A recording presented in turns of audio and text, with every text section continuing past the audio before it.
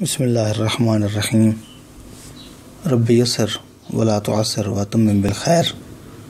مومنین کے نام 12ویں حدیث 40 حدیث میں سے امام خمینی رضوان اللہ تعالی علیہ کی کتاب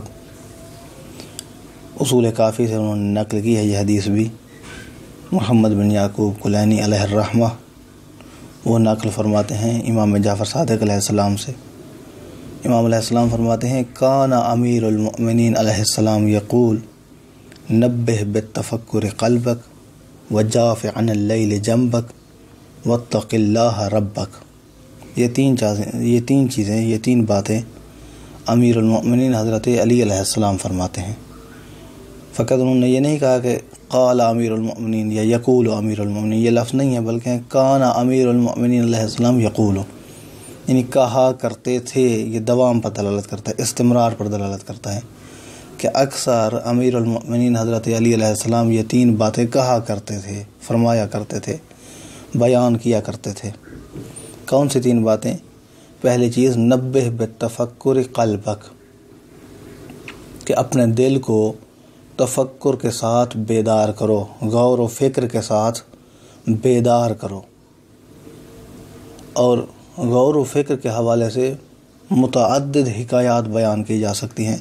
قرآن مجید کے اندر بارہا کہا گیا ہے، تفکر کے اوپر بات کی گئی ہے۔ افلا یتفکرون افلا یتدبرون، تدبر نہیں کرتے ہیں، فکر نہیں کرتے ہیں، غور و خوض نہیں کرتے، کیا تمہارے پاس شعور نہیں ہے کہ تم سمجھو؟ تو اس حوالے سے متعدد بار تنبیہ کی ہے قرآن مجید نے۔ اور احادیث کے اندر بھی آیا ہے کہ 1 گھنٹے کی فکر 60 سال کی عبادت سے افضل ہے۔ ایک طرف 60 سال کی عبادت ہو اور ایک طرف 1 گھنٹہ ہو غور و فکر والا، تو وہ گھنٹہ 60 سال کی عبادت سے بہتر ہے۔ کسی نے ایک مرتبہ پوچھا شیخ اعظم انصاری علیہ الرحمہ سے، بہت بڑے عالم دین ہیں، بزرگ عالم دین ہیں، بہت ہی بڑی شخصیت ہیں۔ پوچھا گیا کہ یہ بتائیں یہ کس قدر ممکن ہے کہ ایک بندہ 1 گھنٹہ سوچے اور ایک بندہ 60 سال ایک مکمل زندگی بنتی ہے، مکمل زندگی عبادت کرتا رہے، اس کی اس مکمل زندگی سے 60 سال کا تفکر افضل ہو، بہتر ہو، برتر ہو؟ یہ تو نہیں ہو سکتا ہے، یہ تو علی ظاہر ناممکن لگتا ہے، علی ظاہر یہ تو مستحیل لگتا ہے۔ تو انہوں نے بالکل مختصر جواب میں کہا کہ یہ ممکن ہے، یہ ہو سکتا ہے۔ ایسا نہیں کہ فقط ہو سکتا ہے، بلکہ یہ ہوا ہے، واقع بھی ہے ایسا۔ کہا کہ کیسے؟ تو انہوں نے مثال دی حضرت حر ابن یزید الریاحی علیہ الرحمہ وعلیہ الصلاۃ والسلام، کہ جو امام حسین علیہ السلام کے لشکر کے ساتھ شامل ہو گئے۔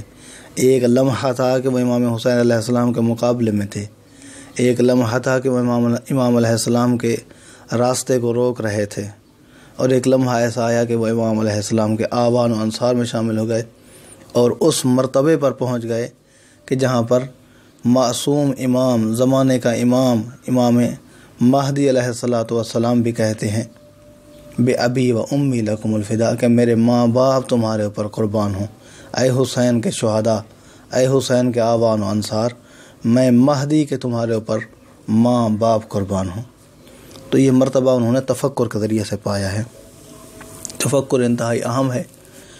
فرمایا وجافع عن اللیل جنبک۔ دوسری چیز یہ ہے کہ رات میں اپنے بستر سے جدا ہو، اپنے پہلو کو بستر سے جدا کرو، یعنی رات میں کچھ حصہ عبادت کے لیے وقف کرو۔ نماز تہجد کے بارے میں بہت ہی زیادہ روایات موجود ہیں کہ جو بندہ نماز تہجد پڑھتا ہے، نماز شب پڑھتا ہے اور پھر شکایت کرتا ہے کہ رزق پورا نہیں ہو رہا ہے، تو معصومین فرماتے ہیں کہ وہ جھوٹ بول رہا ہے۔ تیسری چیز واتق اللہ ربک، فرمایا کہ اپنے پروردگار سے ڈرو، اپنے پروردگار کا تقوی اختیار کرو۔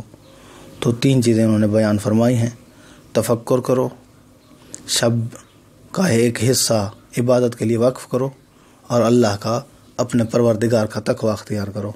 دعا ہے کہ اللہ کی ذات ہمیں صحیح اسلامی تعلیمات پڑھنے، سمجھنے اور ان پر عمل کرنے کی توفیق عطا فرمائے۔ اپنا بہت سارا خیال رکھیے گا۔ محمد نقی جسکانی کو حوزہ علمیہ نجف اشرف سے شیعہ پوائنٹ سے اجازت دیجیے۔ والسلام علیکم ورحمۃ اللہ وبرکاتہ۔